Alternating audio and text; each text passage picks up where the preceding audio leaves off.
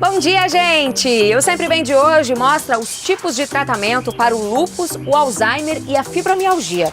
Veja também dicas de treinos e atividades que você pode fazer no verão, em praças ou parques. E tem ainda dicas de cuidados para as peles orientais, pretas e brancas. Pode vir, o Sempre Bem já começou!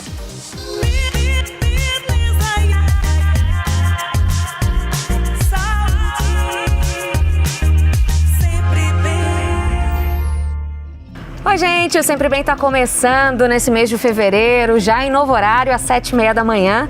E a gente começa o programa de hoje falando sobre o Fevereiro Roxo, que é a campanha que visa conscientizar as pessoas do tratamento de doenças crônicas, como lúpus, Alzheimer e fibromialgia. E para falar sobre isso, eu estou recebendo aqui o Samir Magalhães, que é neurologista e médico do sono, e o Teógenes Silva, que é reumatologista. Bom dia, gente. Bom dia. Vamos começar explicando o que é cada uma dessas doenças, começando pelo lúpus. O lúpus é uma doença reumatológica do grupo das doenças autoimunes. O que seria uma autoimunidade? É basicamente uma condição clínica que o próprio organismo produz anticorpos contra si mesmo. E o Alzheimer? Bom, o Alzheimer é uma doença neurológica que ela acomete o nosso cérebro, né? O cérebro faz parte de um sistema que se chama sistema nervoso e ele é responsável pelas funções de memória, de atenção, de linguagem, do modo que o indivíduo interage no meio, né, dentro da sua família, da sociedade. E o que a gente vê no Alzheimer é um declínio, né, uma disfunção, né, dessas funções que a gente acabou de citar. E essa disfunção ela leva também a uma dificuldade na convivência do paciente consigo mesmo e com as outras pessoas. E a fibromialgia? A fibromialgia, Bruna, é uma doença também reumatológica, mas não é uma doença autoimune. É uma doença em que ocorre um processamento, uma percepção diferente de dor no paciente que é acometido com a doença, né? De uma maneira mais simples, seria que o paciente tem uma sensibilidade maior à dor, acompanhado também de outros sintomas mais gerais, como a insônia, a fadiga, que é um sintoma também muito comum, e principalmente os aspectos emocionais e psiquiátricos, como transtorno depressivo e transtorno de ansiedade. Falando agora de predisposição genética, se uma pessoa da família apresentar alguma dessas doenças, os parentes mais próximos eles devem se preocupar e fazer algum tipo de exame? Como é que funciona? O que se sabe é que quando a demência ela se expressa antes dos 65 anos, né, isso tem um fator hereditário um pouco mais evidente, né? Depois dessa idade, assim, a associação familiar ela não é tão clara, tá? Mas o fato é que os hábitos, o jeito da pessoa conviver, o consumo de álcool, o tabagismo, a predisposição à hipertensão, tudo isso leva a um risco maior de Alzheimer e às vezes isso também está congregado dentro de um fator familiar. O paciente que tem lúpus não necessariamente vai ter um filho com lúpus, mas com certeza aquele paciente que tiver sintomas semelhantes ao lúpus deve ser lembrado a sua história familiar. A fibromialgia também temos estudos que mostram alguma correlação genética, entretanto o que se traz muito é o aspecto emocional, é o cotidiano, é o contexto social e de vida.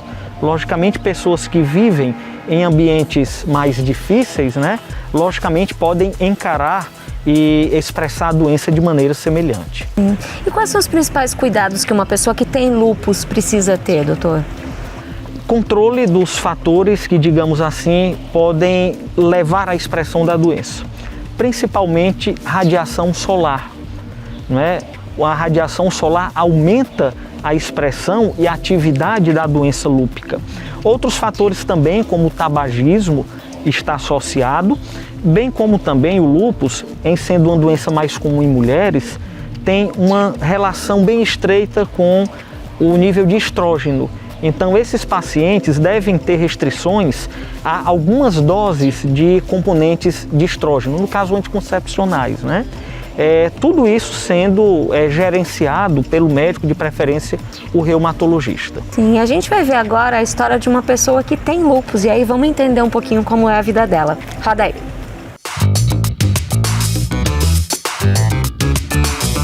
Cerca de 90% dos casos de lúpus ocorrem em mulheres. E esse é o caso da Ana Geórgia.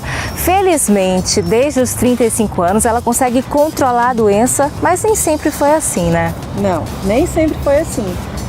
Quando eu era bebê, eu tinha muitas infecções urinárias, tinha sangramento pelo nariz e outros sintomas que a gente nunca associou a nenhum tipo de doença específica. E só junto com a puberdade que vieram os sintomas mais específicos, como as dores migratórias nas articulações. E fui diagnosticada errada na época porque a gente não tinha um conhecimento muito grande, não tinha movimentos como esse, o Fevereiro Roxo. E na época eu tive diagnóstico de febre reumática. Foram 2 anos tomando Bezetacil todos os sábados, assim, que teoricamente é um remédio para curar a febre reumática, que eu não tinha. Até que quase eu parei de andar mesmo, porque os movimentos articulares ficaram muito prejudicados. E aí finalmente eu fui levada a um reumatologista, que prontamente já me deu o diagnóstico de lúpus. E dali para frente foram muitas internações, porque o remédio da caixa já não resolvia. E eu tive que fazer pulsoterapias, que é como se fosse uma quimioterapia com corticoide. No ano de 2006 eu fui surpreendida com a plaquetopenia grave, que é assim, meu corpo destruía minhas plaquetas e por conta disso eu tinha muita hemorragia, eu tinha hematomas no corpo inteiro. Eu retirei o baço, na biópsia do baço deu lúpus, né? E eu fiz cirurgia também de catarata, por conta do uso dos corticoides aos 29 anos eu já operei os olhos também, então assim, eu passei por uma série de procedimentos até conseguir chegar na minha tão sonhada remissão. Hoje eu não tomo nenhum tipo de medicação. Minha medicação eu costumo dizer que é a academia, a musculação, é a alimentação mais frugal, assim, eu não como nada que não deva ser comido, digamos assim. Não como carne vermelha e outras coisas mais. Então assim, hoje eu tenho uma qualidade de vida que eu acho que é até superior a quem nem tem doença. Mas porque eu corri atrás disso, eu nunca abandonei o tratamento. E eu sempre busquei a minha qualidade de vida, eu quero isso pra mim. Então é aquilo que você acredita, você tem que correr atrás dos seus sonhos. E meu sonho era viver normal, e hoje eu consigo. E, doutor, quais são os cuidados que uma pessoa que tem Alzheimer precisa ter? E mais do que isso, a pessoa que cuida de alguém que está com um nível já mais avançado de Alzheimer, o que ela precisa se preocupar? Exemplo, né? Por ser uma doença degenerativa, a doença tende a progredir a despeito das intervenções médicas, ou seja, hoje a gente não tem nenhum tratamento farmacológico, um remédio, né, que reverta a condição do Alzheimer. E por isso, naturalmente, ela vai progredir. E isso vai levar a uma debilidade maior, muitas vezes necessitando uma supervisão pelo familiar ou pelo cuidador, né? E esse estresse, né, que gera o cuidador, isso a gente trata na nossa área, né, como algo muito especial. A gente precisa atentar muito ao cuidador, a quem está vivenciando a doença do lado, porque essa pessoa ela também adoece, não da doença em si, mas de outras manifestações, como depressão, ansiedade, né? Então, cuidado ao doente, à pessoa que tem Alzheimer, né? Ele não deve ser direcionado exclusivamente a ela, mas sim àquele meio em que ela vive. Agora a gente vai ver um vídeo que fala da importância de exercícios, tanto no tratamento quanto na prevenção do Alzheimer. Vamos ver.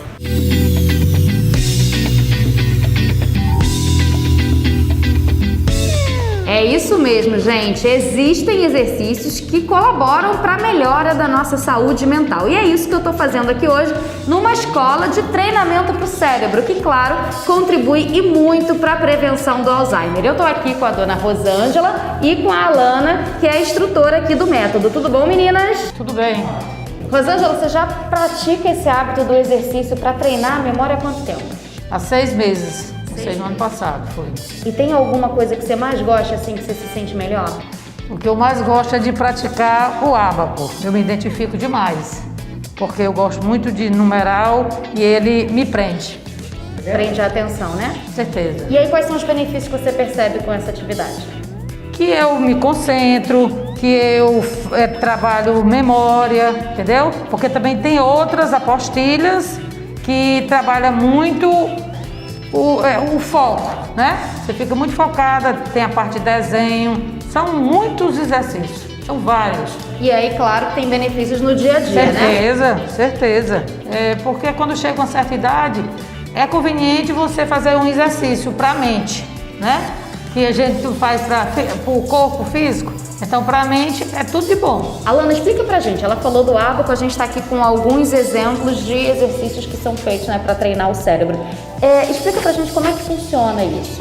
Como a Rosângela bem disse, nós temos algumas apostilas de base com algumas atividades diferenciadas focadas nas habilidades cognitivas de cada aluno. A gente trabalha com a ginástica cerebral.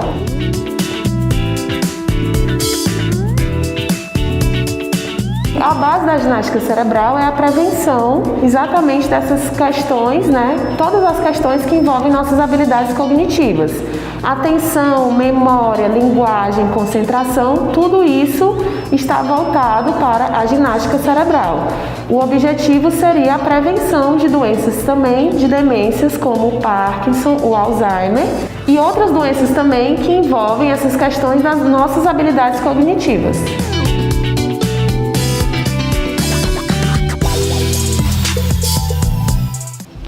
Pois é, Bruna, os exercícios, né, eles são fundamentais assim, para quem lida com essa condição, né? Não só a atividade física, mas também as atividades sociais, o indivíduo ter uma relação social muito boa, né? E também uma reserva cognitiva, ou seja, isso é o quanto que ele já estudou na vida e quanto que ele ainda usa a mente dele para atividades de aprender alguma coisa. Isso ajuda ao indivíduo que tem Alzheimer, e não só aquele que tem Alzheimer, mas aquele que tem predisposição a ter, a diminuir a sua chance de apresentar a doença de forma mais precoce. Isso é fundamental para quem lida com essa condição. E falando em fibromialgia, doutor, quais são os principais cuidados que as pessoas devem ter? Não só a parte medicamentosa, mas também a adesão ao acompanhamento médico, né? Acrescentando ainda atividade física, que é fundamental, é algo que temos a existência de evidências científicas que comprovem o benefício e o controle, inclusive, da fibromialgia com esse aspecto, bem como também o trabalho dos aspectos emocionais.